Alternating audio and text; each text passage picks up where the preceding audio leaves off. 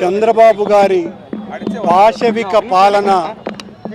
2 సంవత్సరాలు పూర్తయినటువంటి సందర్భంగా ఈ 2 సంవత్సరాలుగా నిరంతరము అబద్ధాలు చెబుతూ మోసాలు చేస్తూ వంచన చేస్తూ అరాచకాలు చేస్తూ ప్రజల కడగండ్లను అత్యంత దారుణంగా అయినటువంటి రీతిలో చూస్తూ కూడా ఒక్కటి కూడా నెరవేర్చకుండా ఎన్నికలప్పుడు 143 హామీలు ఇచ్చి ఒక్క హామీని కూడా నెరవేర్చకుండా సూపర్ 6 పేరుతో గొప్ప పథకాలను ప్రారంభిస్తున్నాను అని చెప్పి ఒక్క పథకాన్ని కూడా చేయకుండా విజయోత్సవ సభలు నిర్వహిస్తున్నారు చంద్రబాబు గారు. ఒక్కటంటే ఒక్క వర్గాన్ని కూడా తృప్తిపరచకుండా ప్రజలందరూ కూడా తీవ్రమైనటువంటి కోపంతో రగిలిపోతున్నటువంటి సందర్భంలో చంద్రబాబు నాయుడు గారు దేవుడి పాదాల దగ్గర దేవుడినే రాజకీయాలకు వనరుగా వాడుకునేటువంటి చంద్రబాబు నాయుడు గారు మరొక్క మారు దేవుని సాన్నిధ్యం దగ్గర దేవుడి పాదాల దగ్గర పచ్చి అబద్ధాలు మళ్ళీ వల్లెవేయటానికి తాను చేసినటువంటి మోసాన్ని గొప్ప విజయంగా చెప్పటానికి జగన్మోహన్ రెడ్డి గారి వ్యక్తిత్వాన్ని హననం చేయటానికి 50,000 మందితో సభ జరుపుతాను అని చెప్పి అక్కడ 15,000 మందికి సరిపడా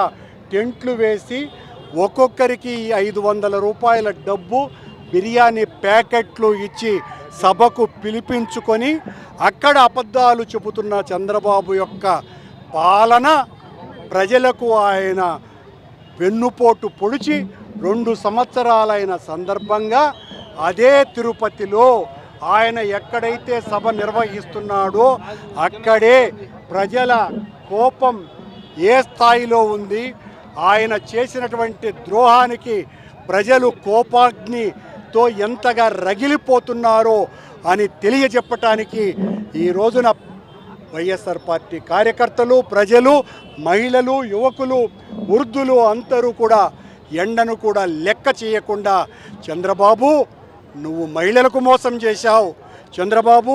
నువ్వు విద్యార్థులకు మోసం చేశావు, చంద్రబాబు నువ్వు ఉద్యోగస్తులకు మోసం చేశావు,